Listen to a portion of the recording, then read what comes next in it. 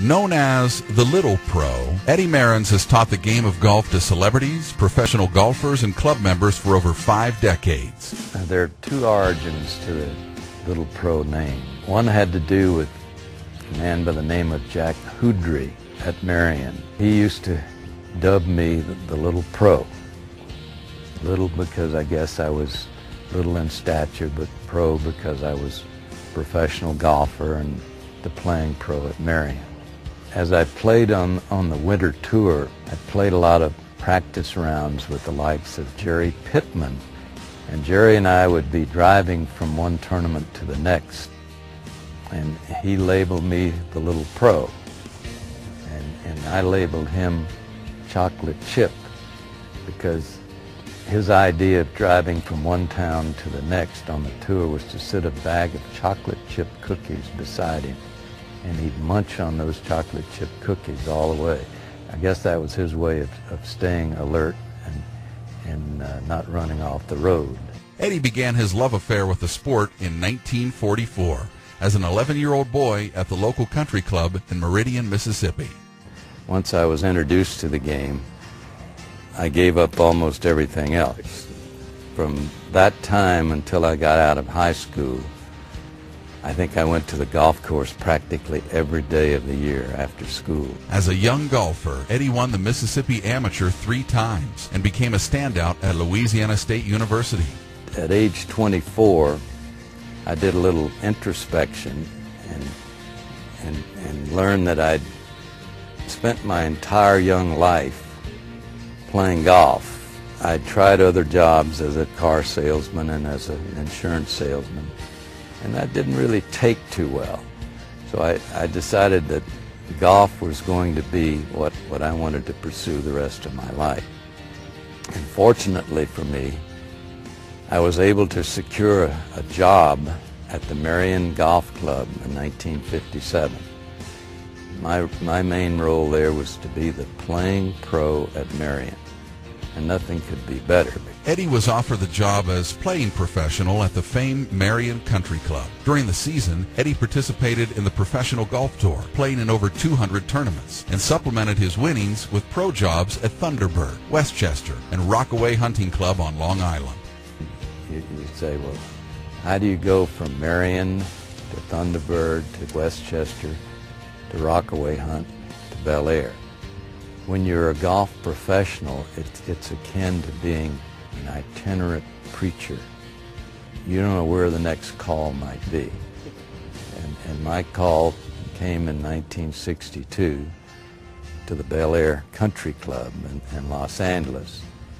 And we've been there for 45 years. And it's been a great romance between Bel Air and the Little Pro, Eddie Merrins.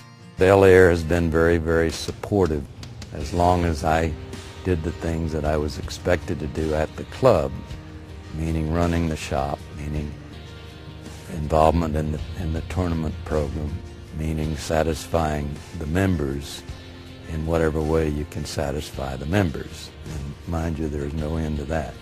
After his fame grew as the pro at Bel Air, Chancellor Charles Young of UCLA hired Eddie to become the coach of the least successful sports program at the school, the golf team. Immediately, Eddie realized that his most important task was recruiting. You can't win stakes races with claiming horses, that's for sure. So you need the right players in order to have a winning program. In 1977, Eddie found the horse he needed. I was in Switzerland teaching at the Geneva Golf Club, and I got a call from my assistant. This boy Pavin is winning everything.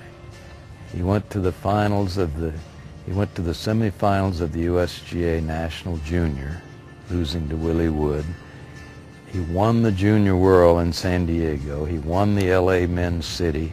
He won another big junior tournament, all in the period of 4 or 5 weeks.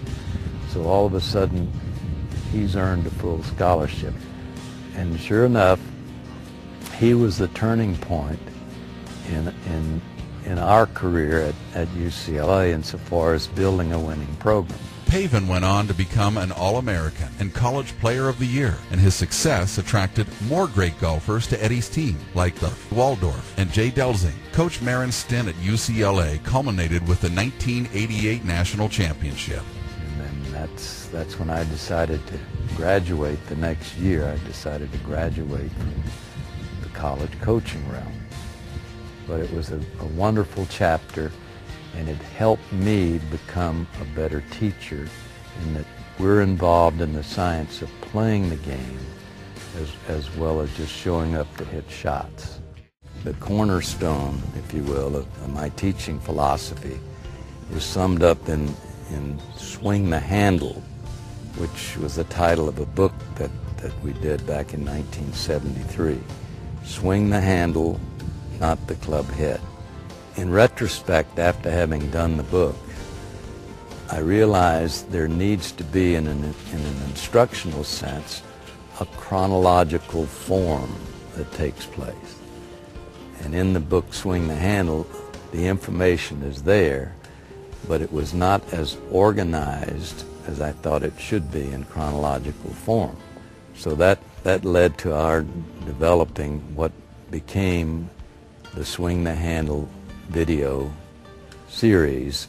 The beauty, looking back on what we've done with our video collection, is that it's in a chronological form there that covers from soup to nuts what any student really needs. If there's any legacy that I have to leave, it's in the form of that video collection.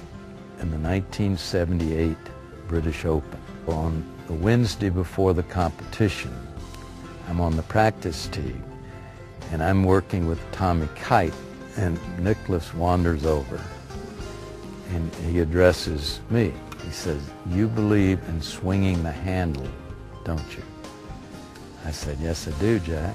He said, "Well, explain that to me." So here I am on the spot. I'm asked to explain to the greatest player in the world what my teaching philosophy, summed up in that one sentence, really means. So how am I going to do that? And I said, "Jack, you play tennis, don't you?" He said, "Yes, I do." I said, "Swing the handle is no more than a two-arm tennis stroke." Two-arm tennis stroke. And he reacted with kind of a neutral expression on his face. And he turned and walked back to his balls and started hitting away. I have no idea whether he appreciated that or whether he tried to use that in any way. But I do know that he won that championship 4 days later. There's an aura about the game of golf that you don't see surrounding other games and other things. And it has to do with the tradition, and it has to do with respect. I think if the golf professional treats everybody he deals with proper respect, and this means the caddies, it means the fellow employees, it means the members, the guests, the wives, the children, they're all entitled to a certain respect. And the thing that I feel stands out with the game of golf is the fact that it truly is a gentleman's game. Ladies and gentlemen play the game of golf. In the old days, back in the 40s and 50s, when we used to go to the movie, there was a preview, an early part of the movie, where you followed the bouncing ball, the little white ball.